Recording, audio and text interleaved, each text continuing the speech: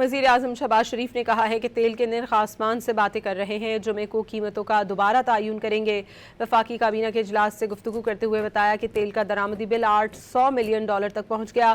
گزشتہ ہفتے کے مقابلے میں تیل کی کھپت میں کمی آئی ہے۔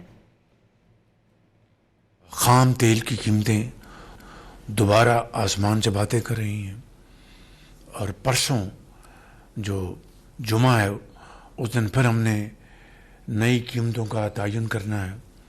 جو عالمی منڈیوں میں جو صورتحال ہے، تو یہ ایک چیلنجنگ صورتحال ہے۔ جنگ سے پہلے ہمارا ایک ہفتے کا بل $300 ملین تھا، تو آج وہ $800 ملین میں پہنچ گیا ہے۔